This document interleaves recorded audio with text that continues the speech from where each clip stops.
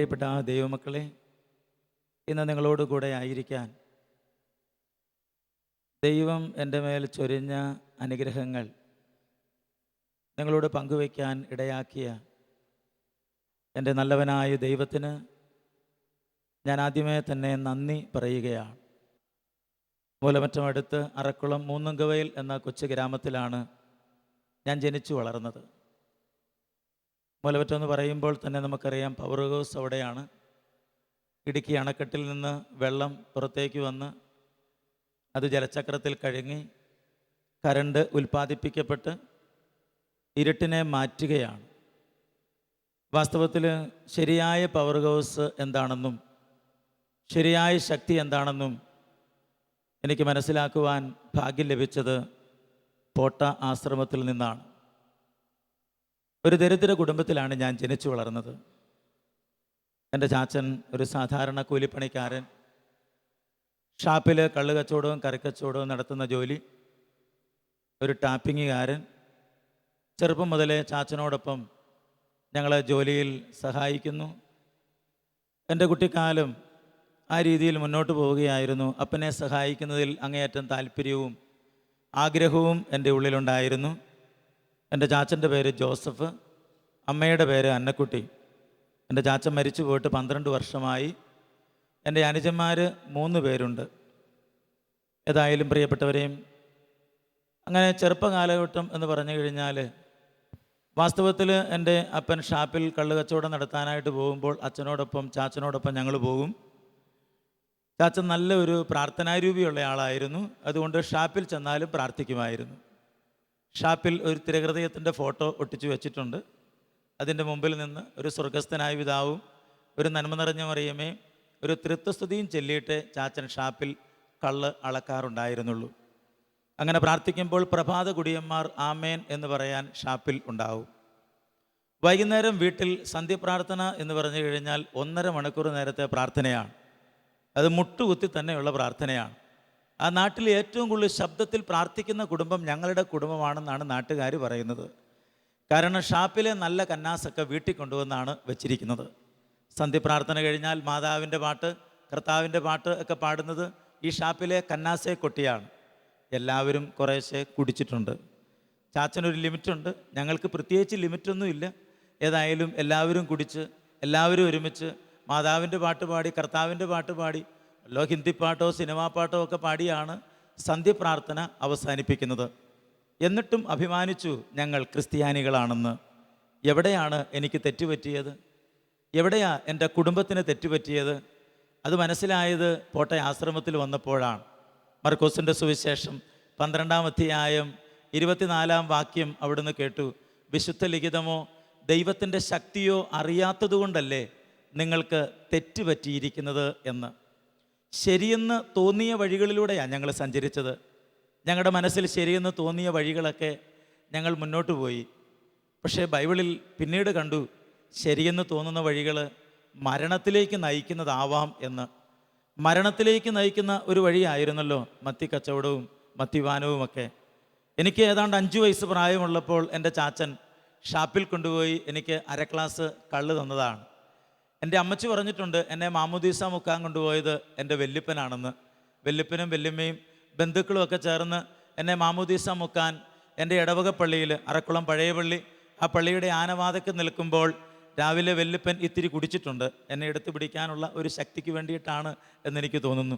ഏതായാലും പ്രിയപ്പെട്ടവർ, ഇന്ന് ചിന്തിക്കുമ്പോൾ എന്നെ കയ്യിലെടുത്ത് പിടിച്ചുകൊണ്ട് ഇങ്ങനെ ആനവാതക്കിൽ നിന്ന് വല്യപ്പൻ പ്രാർത്ഥിച്ചു എന്നാണ് പറയുന്നത്, ഇവനെ എന്നെപ്പോലെ ആക്കണേ എന്ന്. ഏതാണ്ട് 8-ലോ 9-ലോ 10-ലോ ഒക്കെ ആയപ്പോൾ വല്യപ്പനേക്കാൾ കഷ്ടമായ കുടിയനായി നമ്മൾ മാറി. അതുകൊണ്ട് നിൽക്കുന്നില്ല പ്രിയരെ. 8-ലും 9-ലും 10-ലും ഒക്കെ പഠിക്കുമ്പോൾ സ്കൂൾ വിട്ട് വീട്ടിൽ വന്നു കഴിഞ്ഞാൽ നേരെ ഷാപ്പിലേക്കാണ് പോകുന്നത്. ഷാപ്പിൽ ചെന്ന് കഴിഞ്ഞാൽ പിന്നെ ഷാപ്പിലെ ജോലികളൊക്കെ തീർത്തിട്ട് വേണം വരാൻ. ഷാപ്പിൽ കള്ള് തീർന്നു പോയിട്ടുണ്ടെങ്കിൽ നല്ല കള്ള് എൻ്റെ ചാച്ചൻ മക്കൾക്ക് വേണ്ടി എടുത്ത് മാറ്റിവെക്കും.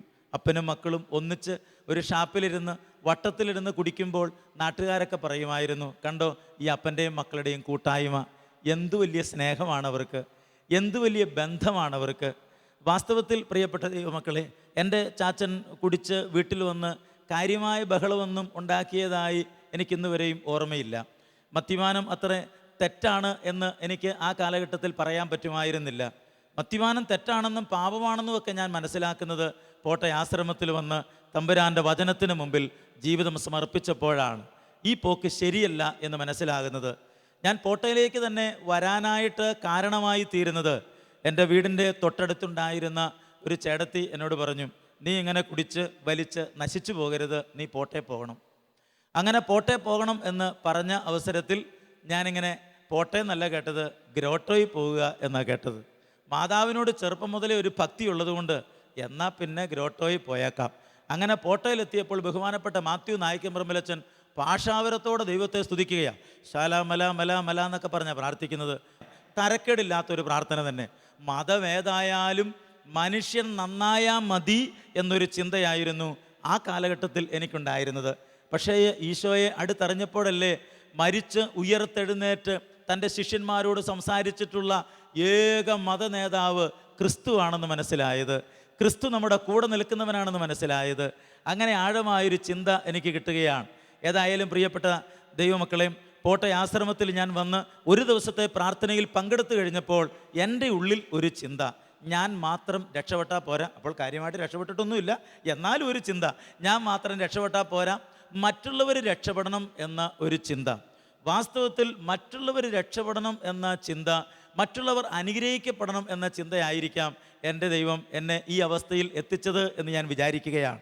എന്നിട്ട് പോട്ടെ ആശ്രമത്തിലേക്ക് ഞാൻ വണ്ടിക്ക് ആളുകളെ വീട് വീടാന്തരം കയറി ഇറങ്ങി ആളുകളോട് ഞാൻ പറഞ്ഞു, പോട്ടെ പോയാൽ ഇന്നെ അനുഗ്രഹം കിട്ടും, ഇന്നെ സൗഖ്യം കിട്ടും, അത്ഭുത രോഗശാന്തികളൊക്കെ അവിടെ ഉണ്ടാകുന്നുണ്ട്, മരിച്ചവർ പോലെ എഴുന്നേൽക്കുന്നുണ്ട് അവിടെ, അതൊന്നും എനിക്കറിയാൻ പാടില്ല, ഏതായാലും മരിച്ചവർ പോലും എഴുന്നേൽക്കുന്നുണ്ട് എന്നൊക്കെ. എനിക്കിപ്പോൾ വണ്ടിക്കകത്ത് ആളെ കിട്ടിയാൽ മതി. അതുകൊണ്ട് ഞാൻ അങ്ങനെയൊക്കെ പറഞ്ഞ് ആളുകളെ വണ്ടിക്ക് പോട്ടെ ആശ്രമത്തിലേക്ക് കൊണ്ടുവരികയാണ്. അത്ര നല്ല ഉദ്ദേശത്തോടു കൂടിയൊന്നും അല്ല പോട്ടെ ആശ്രമത്തിലേക്ക് ഞാൻ ആദ്യകാലങ്ങളിൽ ആളുകളെ കൊണ്ടുവന്നുകൊണ്ടിരുന്നത്. സേവനത്തിലൂടെ ജീവിതമാർഗം കണ്ടെത്തുക എന്ന ലക്ഷ്യമായിരുന്നു എനിക്കുണ്ടായിരുന്നത്. പോട്ടെ ആശ്രമത്തിലേക്ക് ആളുകളെ കൊണ്ടുവന്ന് കഴിയുമ്പോൾ ബാക്കി കിട്ടുന്ന പൈസ എൻ്റെ പോക്കറ്റിൽ ഇടാമല്ലോ എന്നൊരു ചിന്ത എൻ്റെ ഉള്ളിലുണ്ടായിരുന്നു. എന്തായാലും പ്രിയപ്പെട്ടവരെ, ആദ്യ തവണ കൊണ്ടുവന്ന് തിരിച്ചു കൊണ്ടുവന്ന് കണക്കെല്ലാം എണ്ണി നോക്കിയപ്പോൾ പൈസ നഷ്ടം. സാരമില്ല, കച്ചവടമാകുമ്പോൾ അടുത്തതിന് ശരിയാവും. അതുകൊണ്ട് അടുത്ത ആഴ്ചയിലും ആളുകളെ കൊണ്ടുപോയി. അന്നും കച്ചവടം ലാഭത്തിലല്ല, നഷ്ടത്തിലാണ് പോയിക്കൊണ്ടിരിക്കുന്നത്. സാരമില്ല, അടുത്ത തവണ ശരിയാവും. അങ്ങനെ വന്ന് ഒരു വണ്ടിയായി, 2 വണ്ടിയായി, അങ്ങനെ വണ്ടികളൊക്കെ കൂടി വരാൻ തുടങ്ങി. അവസാനം പ്രിയപ്പെട്ടവരെ, തിരിച്ച് എനിക്ക് ആളുകളെ കൊണ്ടുപോകാൻ പറ്റാത്ത വിധത്തിലുള്ള സാമ്പത്തികമായ ഞെരുക്കമുണ്ടാകാൻ തുടങ്ങി. 2 വണ്ടിക്ക് ഞാൻ പോട്ടെ ആശ്രമത്തിൽ ആളെ കൊണ്ടുവന്നതിന് ശേഷം തിരിച്ചു കൊണ്ടുപോകാൻ പറ്റാത്ത സാഹചര്യമായപ്പോൾ ഞാൻ അവിടെ നിന്നുകൊണ്ട് ഇങ്ങനെ പ്രാർത്ഥിക്കാൻ തുടങ്ങി, ദൈവമേ, എനിക്ക് ഈ ആളുകളെ എങ്ങനെയെങ്കിലും ഒന്ന് നാട്ടിലെത്തിക്കണം. അതിനുശേഷം ഈ വണ്ടിക്കാരനെ പിടിച്ചുകൊണ്ട് പോവുകയോ ഇടിക്കുകയോ തൊഴിക്കുകയോ ചവിട്ടുകയോ തല്ലിക്കൊല്ലുവോ എന്ത് ചെയ്താലും വേണ്ടുകയില്ല, എനിക്ക് ഇവരെ ഒന്ന് തിരിച്ചു കൊണ്ടുപോയാൽ മാത്രം മതി. കർത്താവേ, ഞാൻ അങ്ങനെ തിരിച്ചു കൊണ്ടുപോകും. അന്ന് വണ്ടിക്ക് 1000 രൂപ കൊടുക്കണം, കടവാ, എങ്ങനെ 1000 രൂപ കൊടുക്കും? ഞാൻ അവിടെ നിന്നുകൊണ്ട് അന്ന് ഞാൻ ആത്മാർത്ഥമായിട്ട് പ്രാർത്ഥിച്ചു, കർത്താവേ, എവിടുന്ന് അവർ 1000 രൂപ? അങ്ങനെ ഇരിക്കുമ്പോൾ ഞാൻ ഒരാളെ മനസ്സിൽ ഓർക്കുകയാണ്. എൻ്റെ വീടിൻ്റെ തൊട്ടടുത്തുള്ളൊരു ചേട്ടൻ. ആ ചേട്ടനോട് ചോദിച്ചാൽ ആ ചേട്ടൻ 1000 രൂപ തരുമെന്ന്. ഞാൻ എൻ്റെ അനുജനെ വിളിച്ചിട്ട് പറഞ്ഞു, ആ ചേട്ടനോട് 1000 ചോദിക്കാൻ. ആ ചേട്ടൻ അറുത്ത കൈക്ക് ഉപ്പ് തേക്കാത്ത മനുഷ്യനാണ്, ആൾക്കും 10 പൈസ പോലും കൊടുക്കാത്ത ആളാണ്. ആളോട് 1000 ചോദിക്കാൻ പറഞ്ഞു വിട്ടാൽ എൻ്റെ അനുജൻ എന്നെ ഓടിച്ചില്ലെങ്കിൽ അത്ഭുതമുള്ളൂ. ഏതായാലും ഞാൻ അവനോട് പറഞ്ഞു, നീ ധൈര്യമായിട്ട് പോകുക, കർത്താവ് എന്നോട് പറയുന്നുണ്ട് ചോദിച്ചാൽ കിട്ടുമെന്ന്. അങ്ങനെ അവൻ ചോദിക്കാൻ വേണ്ടി ചെന്നത് ആ ചേട്ടൻ വളരെ സന്തോഷത്തോടെ 1000 രൂപ എടുത്ത് നിന്നിട്ടിങ്ങനെ പറഞ്ഞു, ഏതായാലും ജോയിക്കുട്ടി പോട്ടയ്ക്ക് ആളുകളെ കൊണ്ടുപോയതിൻ്റെ പേരിലുണ്ടായ കടവല്ലേ, അതുകൊണ്ട് ആ പൈസ ഞാൻ തരുന്നു, അത് തിരിച്ചു തരേണ്ട കാര്യമേ ഇല്ല എന്ന്. Praise the Lord, hallelujah. എനിക്ക് വളരെ സന്തോഷമായി, എനിക്കൊരു ദൈവാനുഭവം കിട്ടിയ പോലെയായി. ദൈവമേ, നമ്മൾ പ്രാർത്ഥിച്ചാൽ ദൈവം കാര്യം നടത്തി തരുന്നുണ്ട്. ഒരു സന്തോഷമായി. ഇങ്ങനെയുള്ള അനുഗ്രഹങ്ങൾ എൻ്റെ ജീവിതത്തിൽ ഇതിനു മുമ്പ് ഉണ്ടായിട്ടുണ്ടല്ലോ, ധാരാളം അനുഗ്രഹങ്ങൾ ഉണ്ടായിട്ടുണ്ടല്ലോ. എന്നാൽ പ്രിയപ്പെട്ടവരെ, ചോദിക്കുന്ന കാര്യങ്ങൾ നമുക്ക് ലഭിക്കുന്നു, പല കാര്യങ്ങളും നമുക്ക് ലഭിക്കുന്നുണ്ട്. പക്ഷെ ദൈവത്തെ നേരിട്ട് കണ്ട ഒരനുഭവം എൻ്റെ ജീവിതത്തിലില്ല. ഇങ്ങനെ പോട്ടയ്ക്ക് ആളുകളെ കൊണ്ടുകൊണ്ടിരിക്കുന്ന അവസരത്തിൽ ഒരു പെന്തക്കോസുകാരൻ, എൻ്റെ ഒരു സുഹൃത്താണ്, അവൻ എന്നോട് പറഞ്ഞു, എടാ, രക്ഷിക്കപ്പെടണമെന്ന് ആഗ്രഹമുണ്ടെങ്കിൽ ഞങ്ങളുടെ കൂട്ടത്തിൽ കൂടിക്കൊള്ളാൻ പറഞ്ഞു. നീ പോട്ടയ്ക്ക് ആളെ കൊണ്ടുപോയിട്ടൊന്നും ഒരു കാര്യമില്ല, ഞങ്ങളാണ് രക്ഷിക്കപ്പെട്ട ഗ്രൂപ്പ്, അതുകൊണ്ട് ഞങ്ങളുടെ കൂട്ടത്തിൽ കൂടിയാൽ നീ രക്ഷപ്പെടും. എൻ്റെ ഒരു സുഹൃത്ത്, പെന്തക്കോസുകാരനാണെങ്കിൽ എൻ്റെ നല്ലൊരു സുഹൃത്താണ്, അവൻ എന്നോട് അങ്ങനെ പറഞ്ഞു. അങ്ങനെ പറഞ്ഞു കഴിഞ്ഞപ്പോൾ എൻ്റെ ഉള്ളിലൊരു ചിന്ത, ദൈവം ഇത്രയും കാലം കത്തോലിക്ക സഭയിൽ വിശ്വസിച്ചിട്ട്, തിരുവോസ്തിയിൽ കർത്താവുണ്ടെന്ന് വിശ്വസിച്ചിട്ട്, വിശുദ്ധ കുർബാന സ്വീകരിച്ചിട്ട് ഞാൻ എങ്ങനെ ഈ പെന്തക്കോസിലേക്ക് പോകും കത്തോലിക്ക സഭ വിട്ട്? വല്ലാത്ത പ്രയാസമായ എൻ്റെ ഉള്ളിൽ. അന്ന് മുതൽ തീക്ഷ്ണമായി പ്രാർത്ഥിക്കണം എന്നൊരാഗ്രഹം എൻ്റെ ഉള്ളിലുണ്ടായി. എനിക്കൊരു വെളിപാട് തരണം കർത്താവേ. തിരുവോസ്തിയിൽ അങ്ങുണ്ടെന്ന് എനിക്കറിയാം, കൂദാശയിൽ അങ്ങുണ്ടെന്ന് എനിക്കറിയാം, സഭയിൽ അങ്ങുണ്ടെന്ന് എനിക്കറിയാം. പക്ഷെ എന്നാലും ഒരു വെളിപാട് എനിക്ക് നീ തരണം, ഞാൻ ആഗ്രഹിക്കുന്ന കർത്താവേ. അന്ന് മുതൽ ബൈബിള് നെഞ്ചോട് ചേർത്ത് വെച്ച് ഞാൻ കിടന്നുറങ്ങും. ബൈബിള് വായിച്ച് ഞാൻ ഉറങ്ങും. അങ്ങനെ പ്രാർത്ഥിക്കും. എൻ്റെ വീട്ടിൽ ഒരൊറ്റ കട്ടിലേ ഉണ്ടായിരുന്നുള്ളൂ. ആ കട്ടിലേൽ എൻ്റെ അപ്പനാ കിടന്നിരുന്നത്. ഞാൻ 2 പലകയിട്ട് പലകയമേ പാവിരിച്ചാ കിടന്നത്. അപ്പൻ ചത്താ കട്ടിൽ കിട്ടും എന്ന് നിങ്ങൾ കേട്ടിട്ടില്ലേ? അതെൻ്റെ വീടിനെ കുറിച്ച് പറഞ്ഞതാ. അങ്ങനെ പ്രിയപ്പെട്ട ദൈവമക്കളെ, ഞാൻ ആ പലയെ കിടന്നിട്ട് പ്രാർത്ഥിച്ചു, കർത്താവേ എനിക്കൊരു ദൈവാനുഭവം തരണമേ. കർത്താവേ തിരുവോസ്തിയിൽ അങ്ങുണ്ടെന്ന് എന്നോട് പറയണമേ, കൂദാശയിൽ അങ്ങുണ്ടെന്ന് എന്നോട് പറയണമേ. അങ്ങനെ പ്രാർത്ഥിച്ച് കിടക്കുകയാണ്. 3 മാസം പൂർത്തിയാകുന്നതിൻ്റെ തലേ രാത്രി ഞാൻ അന്നും പ്രാർത്ഥിച്ചു, ദൈവമേ അങ്ങുണ്ടെങ്കിൽ എന്നോട് സംസാരിക്കണമേ. അങ്ങുണ്ടെന്നൊക്കെ എനിക്കറിയാം, എന്നാലും എന്നോട് സംസാരിക്കണം. അങ്ങനെ രാത്രി ഞാൻ കിടക്കുമ്പോൾ ഒരു പ്രകാശം ഞാൻ കാണുകയാണ്. കണ്ണടച്ചാണോ കണ്ണ് തുറന്നാണോ ഞാൻ ആ പ്രകാശം കണ്ടതെന്ന് എനിക്കിപ്പോഴും വ്യക്തമല്ല പ്രിയരെ, വ്യക്തമല്ല. ഞാൻ കണ്ണടച്ചിരുന്നാണോ കണ്ണ് തുറന്നാണോ ഞാൻ കണ്ടതെന്ന് എനിക്കറിയില്ല. എന്നാലും ഞാൻ ആ പ്രകാശം കണ്ടു. പ്രകാശം എൻ്റെ കണ്ണുകളിലേക്ക് അടിച്ചു. പെട്ടെന്ന് എൻ്റെ ഇടവകപ്പള്ളിയുടെ സക്രാരി തന്നെ തുറക്കുന്നു. സക്രാരിക്കുള്ളിൽ തിരുവോസ്തി രൂപനായ കർത്താവ് തിരുവോസ്തി പ്രകാശിക്കുന്നു. ആ പ്രകാശം എൻ്റെ കണ്ണുകളിലേക്ക് അടിച്ചു. ആ പ്രകാശത്തിന് തീവ്രത കൊണ്ട് ഞാൻ അറിയാതെ ഇങ്ങനെ പറഞ്ഞു, മതി കർത്താവേ മതി, എനിക്കിത് താങ്ങാവുന്നതിലും വലുതാണ്. അങ്ങ് സത്യമായും സഭയിൽ കൂദാശയിൽ വസിക്കുന്നുവെന്ന് ഞാൻ വിശ്വസിക്കുന്നു. പെട്ടെന്ന് വെള്ള ഉടുപ്പും ചുവന്ന ഷാളും ധരിച്ച യേശുവിൻ്റെ മനുഷ്യരൂപം ഈശോ എൻ്റെ അരികിലേക്ക് വന്ന് എന്നെ കൈകളിലെടുത്ത് ഉയർത്തിക്കൊണ്ടുപോകുന്ന ഒരു സ്വപ്ന ദർശനം. ഞാൻ കർത്താവിനോട് പറഞ്ഞു, കർത്താവേ ഞാൻ ഇന്ന് മുതൽ സഭയ്ക്ക് വേണ്ടി നിലകൊള്ളും, ഞാൻ അങ്ങേക്ക് വേണ്ടി നിലകൊള്ളും, നിനക്ക് വേണ്ടി ഞാൻ നിലകൊള്ളും. എന്തൊക്കെയോ ഞാൻ രാത്രി പറഞ്ഞു. നേരം വെളുത്ത് എഴുന്നേറ്റപ്പോൾ എൻ്റെ അമ്മ എൻ്റെ അടുത്ത് വന്ന് കൈകൂട്ടി പിടിച്ചുകൊണ്ട് നിൽക്കുകയാണ്. അമ്മ ഒരിക്കലും എൻ്റെ അടുത്ത് വന്ന് അങ്ങനെ കൈകൂട്ടി പിടിച്ച് നിൽക്കുന്ന രീതിയൊന്നുമില്ല. വീട്ടിലൊരിത്തിരി പെണ്ണിൻ്റെ സ്വഭാവമുള്ളത് എൻ്റെ ചാച്ചനായിരുന്നു. അമ്മച്ചി ഒരാണിൻ്റെ സ്വഭാവമാണ്. നിസ്സാരമായ കാര്യത്തിന് കഠിനമായ ശിക്ഷ തരുമായിരുന്നു. വാസ്തവത്തിൽ ആ കഠിനമായ ശിക്ഷയും ആ ശിക്ഷണമൊക്കെയാണ് എനിക്ക് സഭയോടൊരു ബന്ധം, വൈദികരോട് താല്പര്യം, സിസ്റ്റേഴ്സിനോട് താല്പര്യം, മുതിർന്നവരോട് താല്പര്യം, പ്രായമുള്ളവരെ ബഹുമാനിക്കാനൊരാഗ്രഹം.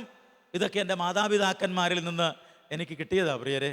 എൻ്റെ അമ്മയുടെ ആ കഠിനമായ ശിക്ഷണ രീതിയിൽ നിന്ന് എനിക്ക് ലഭിച്ച കാര്യമാണ് അത്. ഇന്ന് ഞാൻ അമ്മയെ നന്ദിയോടെ ഓർക്കുകയാണ്. അന്ന് നൽകിയ ശിക്ഷണങ്ങളൊക്കെ അനുഗ്രഹമായി. അയൽവക്കം വീടുകളിലേക്ക് വിടാതിരുന്നോർത്ത് അന്ന് ഭാരപ്പെട്ടിട്ടുണ്ടെങ്കിൽ ഇന്ന് അത് അനുഗ്രഹമാണെന്ന് തിരിച്ചറിയുന്നു. എന്തായാലും പ്രിയപ്പെട്ടവരെ, അന്ന് എൻ്റെ അമ്മ അടുത്ത് വന്നിട്ട് എന്നോട് ഇങ്ങനെ പറഞ്ഞു, ജോയ്മാനെ നിനക്കെന്തോ ദൈവാനുഭവം ഉണ്ടായിട്ടുണ്ട്, നീ ഇന്നലെ എന്തൊക്കെയോ സംസാരിക്കുന്നുണ്ടായിരുന്നു, നീ എന്തൊക്കെയോ ദൈവത്തോട് പറയുന്നുണ്ടായിരുന്നു. എന്താണെന്ന് എനിക്കൊന്നും മനസ്സിലാകുന്നില്ല. ഞാൻ അമ്മച്ചിയോട് പറഞ്ഞു, അമ്മച്ചി ഞാൻ ഇന്നലെ സ്വപ്നമാണോ നേരെ കണ്ടതാണോ എന്നറിയാൻ പാടില്ല, ഞാൻ ഈശോയെ കണ്ടു. എൻ്റെ മനസ്സിന് വലിയൊരു ശാന്തതയുണ്ട്. അപ്പോൾ എൻ്റെ അമ്മച്ചി പറഞ്ഞു, എൻ്റെ അനുജൻ എന്ന് കോട്ടയത്ത് ഒരു സ്ഥലത്ത് പഠിക്കാൻ പോവുകയാണ്, അവന് വേണ്ടി പ്രാർത്ഥിക്കണം.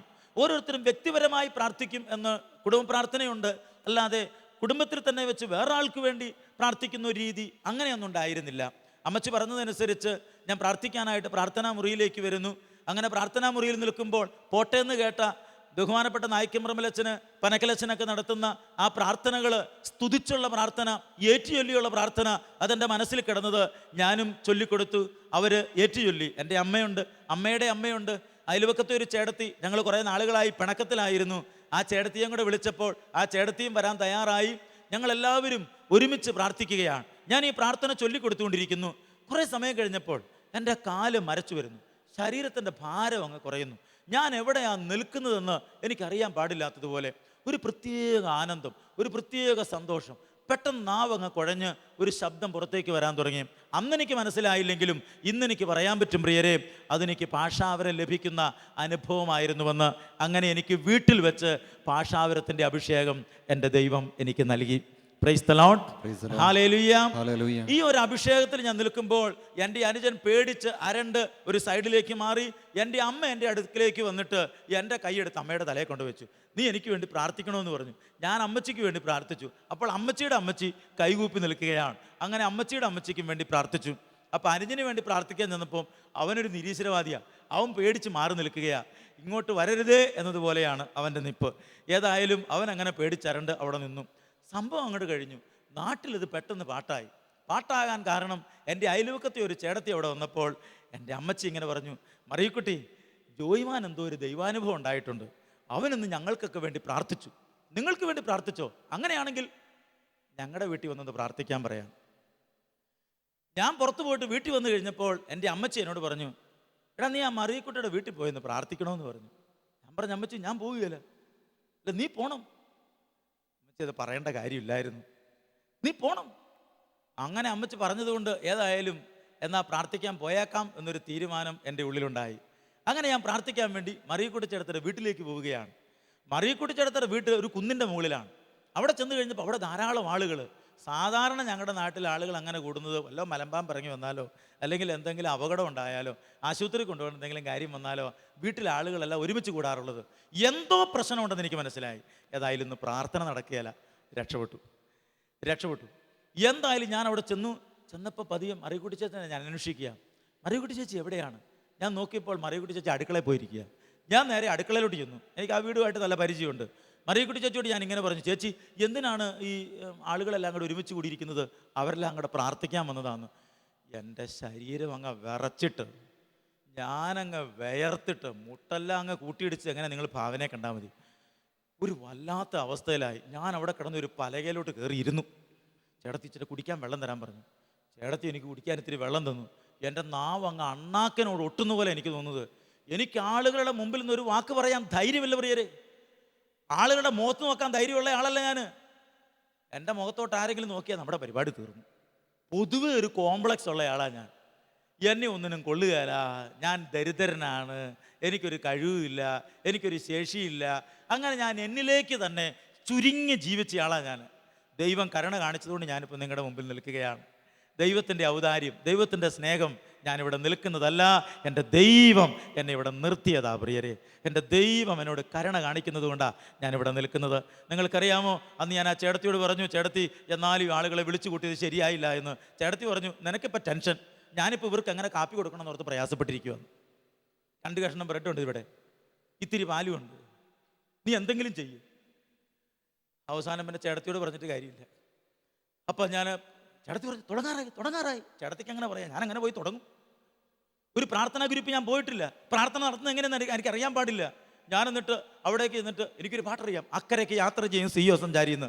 ആ പാട്ട് ഞാൻ പാടി. എത്രയും പെട്ടെന്ന് അക്കരെ കടക്കാൻ വേണ്ടി തന്നെയാണ് പാടിയത്. അങ്ങനെ അക്കരയ്ക്ക് യാത്ര ചെയ്യും സിയോ സഞ്ചാരി എന്നുള്ള പാട്ട് ഞാൻ 4 ലൈൻ പാടി. 4 ലൈൻ പാടിയിട്ട് അതിനെക്കുറിച്ച് ഇത്തിരി നേരം പറഞ്ഞു. വീണ്ടും ഒരു 4 ലൈൻ പാടി, അതിനെക്കുറിച്ച് ഇത്തിരി പറഞ്ഞു. അങ്ങനെ അരമണിക്കൂറായി. രക്ഷപ്പെട്ടു. അങ്ങേയറ്റം പോയാൽ ഒരു 3/4 മണിക്കൂറായി. കൂടുതൽ എന്തിട്ട് പ്രാർത്ഥന. അപ്പോൾ ഏതായാലും പിന്നെ ഞാൻ ബൈബിളും തുറന്നു. ഇപ്പോഴും ഞാൻ മറന്നിട്ടില്ല. മത്തായിയുടെ സുവിശേഷം 9-ാം അധ്യായം 27-ാം വാക്യം. 2 അന്ധന്മാരെ സുഖപ്പെടുത്തുന്ന അവിടെ ഞാൻ അതിനെക്കുറിച്ചൊരു 10-15 മിനിറ്റ് നേരം പറഞ്ഞു.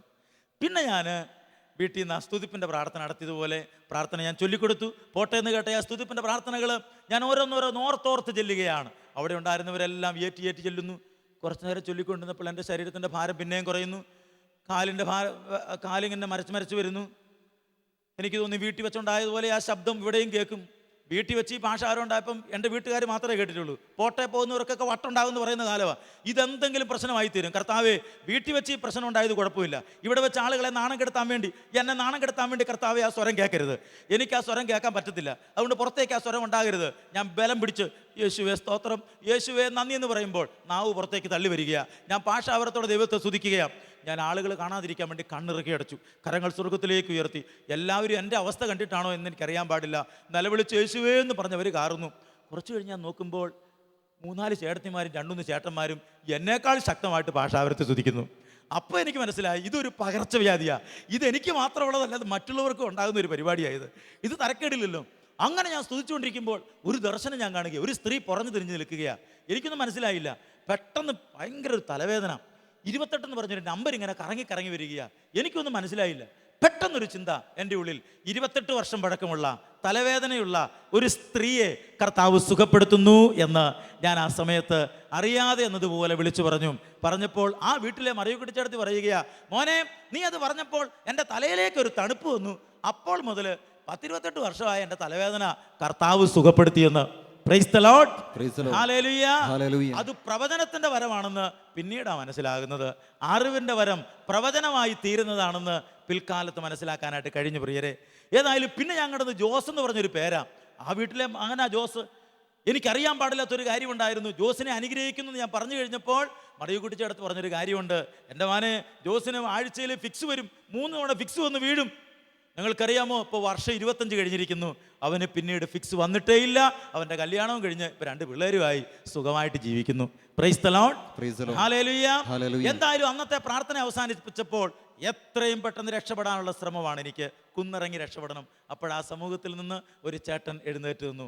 പ്രാർത്ഥന നമുക്കെല്ലാവർക്കും അനുഗ്രഹപ്രദമായി. അതുകൊണ്ട് അടുത്ത ആഴ്ചയിലും പ്രാർത്ഥനയുണ്ട്. ഞാൻ വിചാരിച്ചു, ആര് പോവും? ഞാനില്ല ഈ പരിപാടിക്ക്.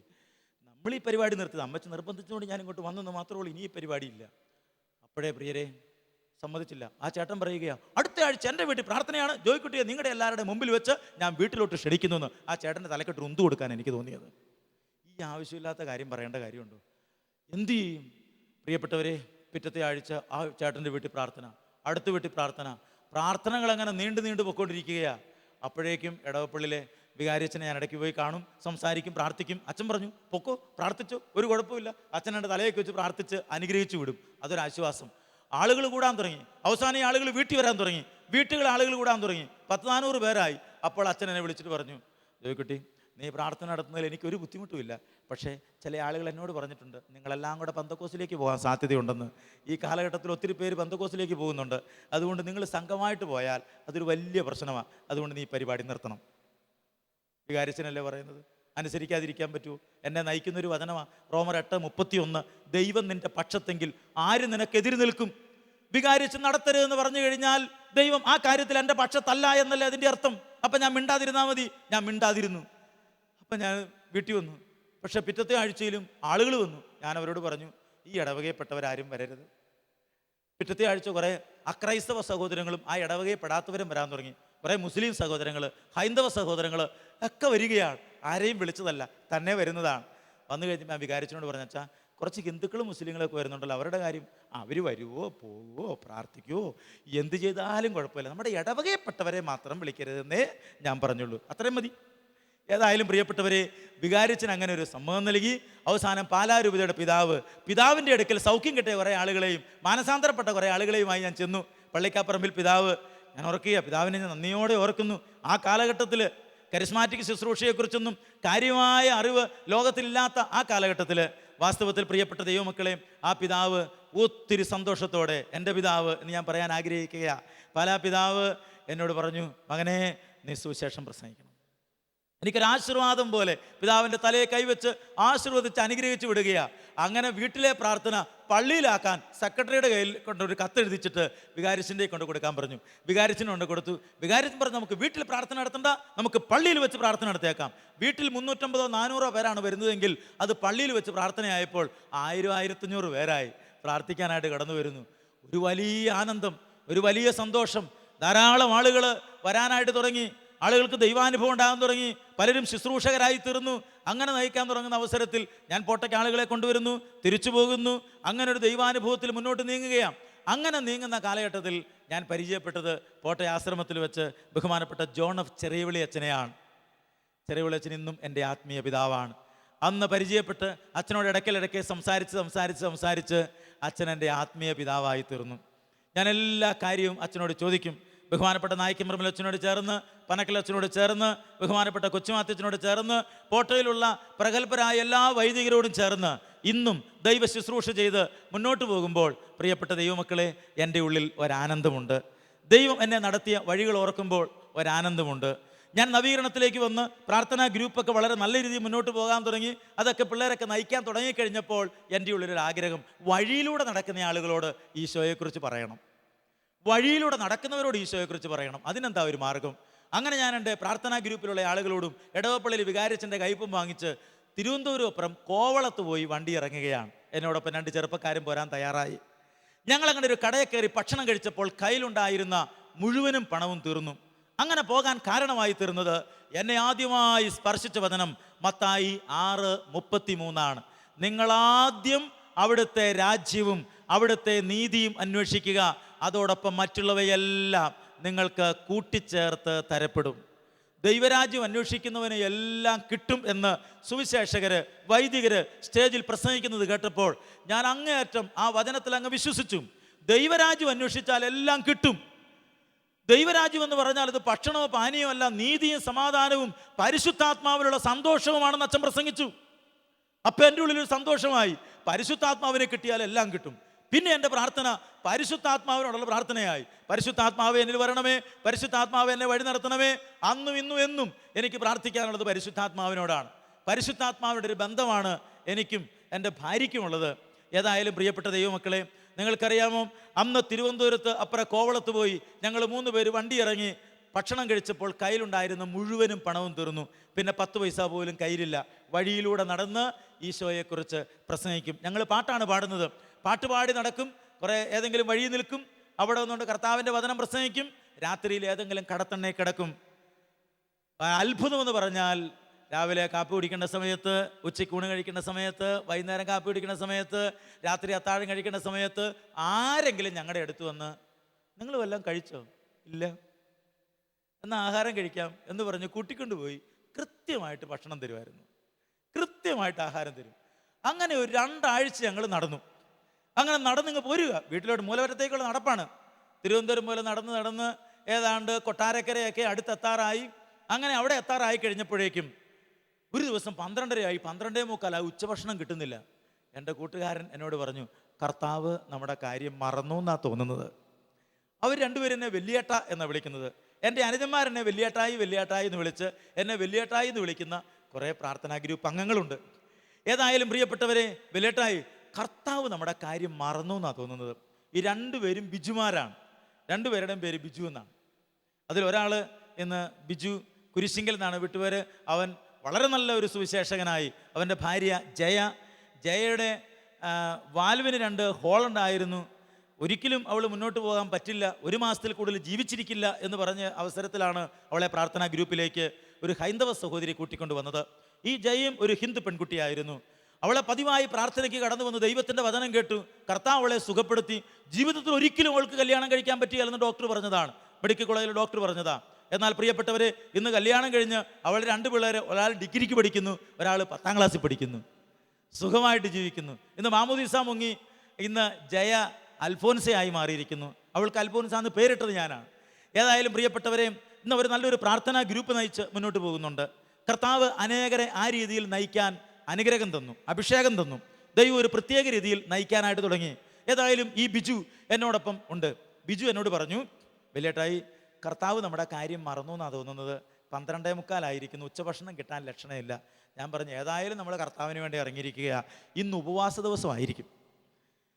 കുറച്ചുകൂടെ മുന്നോട്ട് നിന്നപ്പം അടുത്ത ബിജു എന്നോട് പറഞ്ഞു, വലിയേട്ടായി, വല്ലാണ്ട് വിശക്കുന്നുണ്ട്, എന്നാൽ നമുക്ക് പ്രാർത്ഥിക്കാം. ആ പൊള്ളുന്ന ടാറിട്ട റോട്ടിൽ നിന്നുകൊണ്ട് സ്വർഗസ്ഥനായ ഞങ്ങളുടെ പിതാവേ എന്ന് ഞങ്ങൾ പ്രാർത്ഥിച്ചു. അതിനകത്ത് ഒരു വാചകം നമുക്കറിയാമല്ലോ, അന്നന്ന് വേണ്ടുന്ന ആഹാരം. അത് ആത്മീയ ഭക്ഷണവും ഭൗതിക ഭക്ഷണവും കൂടെ ചോദിക്കുന്ന പ്രാർത്ഥനയാണ് അത്.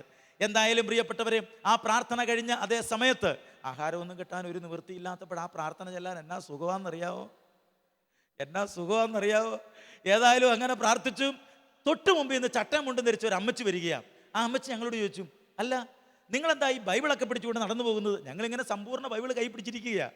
3 പേരുടെ കയ്യിലും ബൈബിളുണ്ട്. അപ്പം നിങ്ങളെന്താ ഈ ബൈബിളൊക്കെ പിടിച്ച് നടന്നു പോകുന്നത്? ഞങ്ങളറിഞ്ഞ് യേശു ക്രിസ്തുവിനെ മറ്റുള്ളവർക്ക് പറഞ്ഞു കൊടുക്കുകയാണ്. അപ്പം നിങ്ങളെങ്ങനെ ആഹാരം കഴിക്കുന്നത്? നിങ്ങളെപ്പോലെ ആരെങ്കിലും എന്തെങ്കിലും തരും, അങ്ങനെ ഞങ്ങൾ ആഹാരം കഴിക്കും. അപ്പോഴാ ചേട്ടത്തി ഒരു 5 രൂപ എടുത്ത് ഞങ്ങളുടെ നേരെ നീട്ടി. ഞങ്ങളൊരു പ്രൈസ് ദി ലോർഡ് പറഞ്ഞു.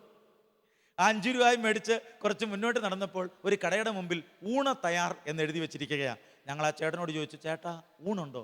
അതല്ലേ എഴുതി വെച്ചിരിക്കുന്നത്. പിന്നെ എത്രയാണെന്ന് ചോദിച്ചില്ല ചാർജ്, കാരണം 5 രൂപ എന്ന് എഴുതിയിട്ടുണ്ടായിരുന്നു. ഞങ്ങൾ ആ ചേട്ടനോട് പറഞ്ഞു, ചേട്ടാ, ഞങ്ങൾക്ക് ഒരു ഊണ് വേണം. അപ്പോഴാ ചേട്ടൻ പറഞ്ഞു, നിങ്ങൾ 3 പേരുണ്ടല്ലോ. ഇല്ല, ഞങ്ങൾക്ക് ഒരു ഊണ് മതി, നമ്മുടെ 5 രൂപയല്ലേ ഉള്ളൂ. അങ്ങനെ ചേട്ടൻ, ഒരു കൊച്ചു കടയാണ്, വലിയ കടയൊന്നുമല്ല. ചേട്ടൻ ചോറൊക്കെ വിളമ്പുന്നത് കാണാം. ചേട്ടൻ ഒരു പ്ലേറ്റിനകത്ത് ചോറ് വിളമ്പി, അടുത്ത പ്ലേറ്റിനകത്ത് ചോറ് വിളമ്പുന്നു. ആ കടയിൽ ഞങ്ങൾ 3 പേരല്ലാതെ വേറെ ആരും ആ കടയിലില്ല. അടുത്ത പ്ലേറ്റിനകത്ത് ചോറ് വിളമ്പിയപ്പോൾ എൻ്റെ കൂടെ ഇരുന്ന എൻ്റെ സഹോദരൻ കാലെ തോണ്ടി, ഒരു ബിജു തോണ്ടിയിട്ട് പറഞ്ഞു, വലിയേട്ടായി, മിക്കവാറും ഈ ചേട്ടൻ നമ്മളെ കൊണ്ട് വെള്ളം കോരിക്കാൻ സാധ്യതയുണ്ട്, വിറക് വെട്ടിക്കാൻ സാധ്യതയുണ്ട്. 3 ചെറുപ്പക്കാർ വീണ് കിട്ടിയിരിക്കുകയാണ്. അന്ന് എനിക്ക് 19-20 വയസ്സ് പ്രായമേ ഉള്ളൂ. ഏതായാലും പ്രിയപ്പെട്ടവരെയും, നിങ്ങൾക്കറിയാമോ, ആ ചേട്ടൻ 2 പ്ലേറ്റിനകത്തെ ചോറ് എടുത്തുകൊണ്ട് വന്നപ്പോൾ ചേട്ടാ അടുത്ത ഈ ചോറ് എടുത്തുകൊണ്ട് പൊക്കോ എന്ന് പറയാൻ സമ്മതിക്കുന്നില്ല. ആ ചേട്ടൻ പോയി അടുത്ത പ്ലേറ്റിനകത്തും ചോറ് വിളമ്പുന്നു. അപ്പം ഇപ്പുറത്തെ കൂട്ടുകാരൻ എന്നെ വീണ്ടും തൂട്ടി. അവനോട് പറഞ്ഞു, നമ്മൾ ഇവിടുന്ന് പോക്ക് നടക്കുകയല്ല, അയാൾ അടുത്ത പ്ലേറ്റിനകത്ത് ചോറ് വിളമ്പുന്നുണ്ട്. അതുകൊണ്ട് ഇന്നപ്പോൾ ചേട്ടനോട് പറഞ്ഞു, ചേട്ടാ 2 പ്ലേറ്റിനകത്ത് ചോറ് എടുത്തുകൊണ്ട് പോയിക്കുള്ളൂ, ഞങ്ങൾ ഈ 1 പ്ലേറ്റിനകത്ത് ചോറ് കൊണ്ട് കഴിച്ചോളാം. അപ്പോഴാ ചേട്ടൻ പറഞ്ഞു, ഞാൻ 1 പ്ലേറ്റിനകത്ത് ചോറെടുക്കാൻ വേണ്ടിയാണ് പോയത്. 1 പ്ലേറ്റിനകത്ത് വിളമ്പിക്കൊണ്ടിരുന്നപ്പോൾ എൻ്റെ മനസ്സിൽ ആരോ പറയുന്നത് പോലെ, നിങ്ങളുടെ കയ്യിൽ പണമില്ലാത്തത് കൊണ്ടാണ് നിങ്ങൾ 1 ചോറ് ചോദിച്ചിരിക്കുന്നത്, അതുകൊണ്ട് ഞാൻ അറിഞ്ഞുകൊണ്ട് 2 പ്ലേറ്റിനകത്ത് ചോറ് വിളമ്പി തന്നതാണ്, നിങ്ങൾ ഈ ചോറ് കഴിച്ചുകൊള്ളുക, ഇനി വേണമെങ്കിൽ ഇനിയും തരാം എന്ന് ആ ചേട്ടൻ പറഞ്ഞു. ഞങ്ങൾ ഊണ് കഴിഞ്ഞതിന് ശേഷം 5 രൂപ ആ ചേട്ടന് കൊടുത്തു. ആ ചേട്ടന് 5 രൂപ വാങ്ങിച്ചു. ഞങ്ങൾ 2 പാട്ടും പാടി. അങ്ങനെ പാട്ട് പാടിയപ്പോൾ കുറച്ച് പേര് അവിടെ വന്നു, 10-25 പേര്. അവരോട് ഞങ്ങൾ ഈശോയെക്കുറിച്ച് പറഞ്ഞു. അങ്ങനെ ഈശോയെക്കുറിച്ച് പറഞ്ഞപ്പോൾ വടി കുത്തി വന്ന ഒരു ചേട്ടൻ. ഞങ്ങൾ ആ പാട്ട് പാടിക്കഴിഞ്ഞ് അല്പനേരം കർത്താവിൻ്റെ വചനം പറഞ്ഞതേ ഉള്ളൂ, ആ ചേട്ടൻ ആ വടി കളയാൻ കർത്താവ് കൃപ കൊടുത്തു. അപ്പോഴേക്കും അവർക്ക് വലിയ സന്തോഷമായി. അവർ ഞങ്ങളെ കരഞ്ഞാ യാത്രയാക്കിയത്. എനിക്ക് വലിയ സന്തോഷമായി. ദൈവമേ, അല്പസമയം കർത്താവിൻ്റെ വചനം പറഞ്ഞപ്പോൾ എന്തൊരു ബന്ധമാണ് അവർക്ക് ഞങ്ങളോട്, എന്തൊരു സ്നേഹം അവർക്ക് ഞങ്ങളോട്. എന്നിട്ട് ടാറ്റ പറഞ്ഞ് മുന്നോട്ട് നീങ്ങി. ഒരു പുൽപ്പരപ്പ് കണ്ടപ്പോൾ ഞങ്ങൾ അവിടെ ഒരു ബെഡ്ഷീറ്റ് വിരിച്ച് ഞങ്ങൾ അവിടെ ഇരുന്നിട്ട് ബൈബിൾ തുറന്നു. ദൈവം തന്ന ആഹാരത്തിന് നന്ദി പറയാൻ, ദൈവം തന്ന ഭക്ഷണത്തിന് നന്ദി പറയാൻ ഞങ്ങൾ ബൈബിൾ തുറന്നപ്പോൾ അന്ന് വരെയും വായിക്കാത്ത ഒരു തിരുവചനം വായിച്ചു. പ്രിയരെ, സങ്കീർത്തനം 34:10 വചനം ഇതാണ്: സിംഹക്കുട്ടികൾ ഇരകിട്ടാതെ വലഞ്ഞേക്കാം, കർത്താവിനെ അന്വേഷിക്കുന്നവർക്ക് ഒന്നിനും കുറവുണ്ടാവുകയില്ല.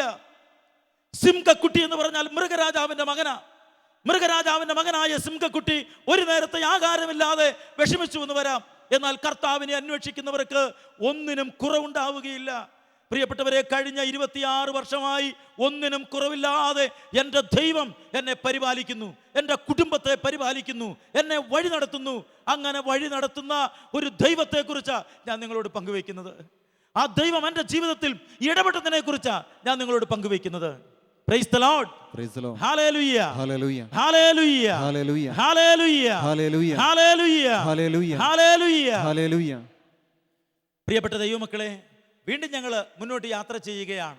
അങ്ങനെയുള്ള യാത്രകൾ, അനേകം പ്രാർത്ഥനാ ഗ്രൂപ്പുകൾ, കൊച്ചു പ്രാർത്ഥനാ ഗ്രൂപ്പുകൾ ഓരോ സ്ഥലത്തും രൂപപ്പെടുത്താൻ കർത്താവ് ഭാഗ്യം നൽകി. അങ്ങനെ നീങ്ങുന്ന കാലഘട്ടത്തിൽ പാല അടുത്ത് കോടിയാനിച്ചിറ എന്ന് പറഞ്ഞൊരു സ്ഥലത്ത് ഒരു പ്രാർത്ഥനാ സമ്മേളനം. അങ്ങനെ പലതവണ അവിടെ ചെന്ന് ആ പ്രദേശത്തുള്ള ആളുകൾ കത്തോലിക്കരാണ്, മാതാപിതാക്കന്മാരൊക്കെ മാമുദീസ മുങ്ങിയവരാണ്, മക്കൾക്ക് മാമുദീസ ഇല്ല, പള്ളിപ്പോക്കില്ല. അവരൊക്കെ പള്ളിയിൽ പോകാനും പ്രാർത്ഥിക്കാനും ഒക്കെ തുടങ്ങി. ഒരു ദിവസം പ്രാർത്ഥന കഴിഞ്ഞ് തിരിച്ചു വരുമ്പോൾ കുറച്ച് പേര് ഞങ്ങളെ വഴി തടഞ്ഞു നിർത്തിയിട്ട് ഇങ്ങനെ പറഞ്ഞു, മേലാൽ ഈ പ്രദേശത്തേക്ക് പ്രാർത്ഥനയാണെന്ന് പറഞ്ഞ് വന്നേക്കരുതെന്ന്, വന്നാൽ കഴുത്തിന് മുകളിൽ തല കാണുകയല്ലെന്ന്. ഞാൻ പറഞ്ഞല്ലോ, പൊതുവേ ഞാൻ പേടിയുള്ള കൂട്ടത്തിലാണ്. പിറ്റത്തെ ആഴ്ച പ്രാർത്ഥനയ്ക്ക് പോയപ്പോൾ 5-8 പേര് ഞങ്ങൾ സംഘമായിട്ടാണ് പോയത്. അന്ന് ഞങ്ങൾ പ്രാർത്ഥന കഴിഞ്ഞ് പോരുമ്പോൾ എൻ്റെ കൂടെ എൻ്റെ നാട്ടിലെ മൂലമറ്റത്തുള്ള ജോയിച്ചൻ, കിഴക്കയിൽ നിന്നാണ് വീട്ടുപേര്, ജോയ് സാറെന്ന് നാട്ടിലുള്ള ആളുകളൊക്കെ വിളിക്കുന്നത്. ഞാൻ ജോയിച്ചാന്ന് വിളിക്കും, അദ്ദേഹം എന്നെയും ജോയിച്ചാന്നാണ് വിളിക്കുന്നത്. അങ്ങനെ ജോയിച്ചൻ അത് വചനമൊക്കെ പ്രസംഗിച്ച് പോരുക, വളരെ നല്ല ക്ലാസ്സായിരുന്നു എന്നൊക്കെ പറഞ്ഞ് പ്രോത്സാഹനം പോലെ ഞാൻ ജോയിച്ചനോട് പറഞ്ഞ് മുന്നോട്ട് നീങ്ങുമ്പോൾ പരിശുദ്ധാത്മാവ് എൻ്റെ ഉള്ളിലൊരു പ്രേരണ നൽകി, പിറകിൽ നിന്ന് അടി വരുന്നുണ്ട്, അടി കൊള്ളാതെ സൂക്ഷിച്ചോളാൻ. ജോയിച്ചൻ പറഞ്ഞു, ശരിയാണോ, നമുക്ക് പ്രാർത്ഥിക്കാം. പ്രാർത്ഥിച്ച് കഴിയുമ്പോൾ ജോയിച്ചൻ തന്നെ പറഞ്ഞു, ശരിയാ, തല്ല് കിട്ടാൻ സാധ്യതയുണ്ടെന്ന് ആത്മാവ് പറയുന്നതെന്ന്. അല്പം കൂടെ മുമ്പോട്ട് നീങ്ങിയപ്പോൾ ഒരു സന്ധ്യ സമയമായി. ഞങ്ങൾ റോട്ടിലോട്ട് വന്ന് ബസ് കയറി പോന്നാൽ മതി. സന്ധ്യ സമയം. കുറെ പേര് കുന്നിന്റെ മുകളിൽ നിന്ന് ഓടി വരികയാ.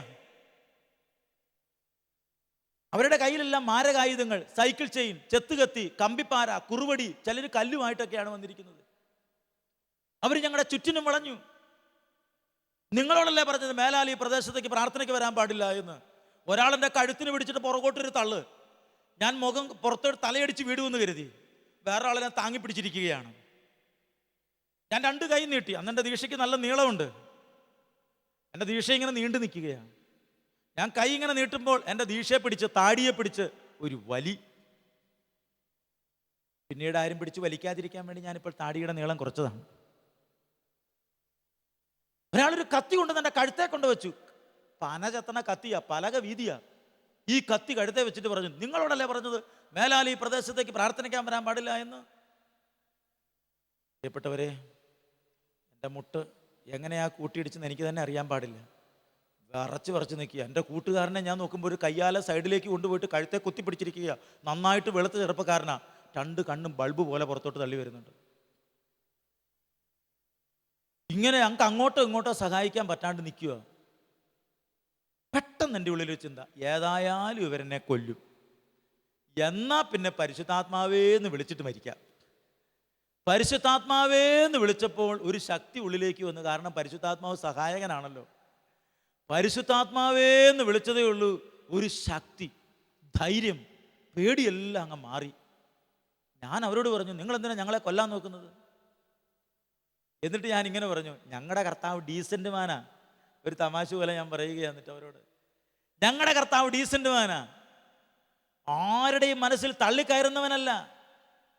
ഞങ്ങളുടെ ബൈബിളിൽ ഒരു വചനമുണ്ട്, വെളിപാട് 3:20, ഇതാ ഞാൻ ഹൃദയ കവാടത്തെങ്കിൽ വന്ന് മുട്ടുന്നു, ആരെങ്കിലും എൻ്റെ സ്വരം കേട്ട് വാതിൽ തുറന്നു തന്നാൽ ഞാൻ അവൻ്റെ ഹൃദയത്തിലേക്ക് വരാം. അപ്പോഴാ കത്തിയായിട്ട് നിൽക്കുന്ന പാർട്ടി പറയുക, അങ്ങനെയാണെ പിന്നെ ഇവർ പ്രസംഗിച്ചോട്ടെ, നമ്മൾ ഹൃദയം തുറന്നു കൊടുക്കാതിരുന്നാൽ പോരെന്ന്. ഹൃദയം തുറന്നു കൊടുത്താലല്ലേ ഇങ്ങോട്ട് ഉള്ളിലേക്ക് വരുവുള്ളൂ. അപ്പം നമ്മളങ്ങ് ഹൃദയം തുറന്നു കൊടുക്കില്ല എന്നൊരു തീരുമാനം നമ്മൾ എടുക്കുന്നു. അപ്പോൾ അപ്പുറത്ത് കല്ലുമായിട്ട് നിൽക്കുന്ന പാർട്ടി പറയാം, അപ്പം താനല്ല വഴക്കുണ്ടാക്കണമെന്ന് പറഞ്ഞത്, കാല് മാറരുത്. അവർ രണ്ടുപേരും രണ്ട് ഗ്രൂപ്പായിട്ട് മാറി. കുറച്ച് പേർക്ക് ഞങ്ങളെ കൊല്ലണം, കുറച്ച് പേർക്ക് ഞങ്ങളെ വെറുതെ വിടണം. ഈ ഉന്തിനും തള്ളിനും ഇടയിൽ ആളുകൾ ബഹളം കേട്ട് ഓടി വന്നു. അവരെല്ലാം ഓടി വന്നതുകൊണ്ട് നമ്മുടെ തല കുറച്ചു കാലത്തേക്കും കൊണ്ട് രക്ഷപ്പെട്ടു. പിറ്റേ ദിവസം നേരം വെളുത്ത് കഴിഞ്ഞപ്പോൾ പാലായിലെ സർക്കിള് ആ ഇടവകക്കാരനാണ്.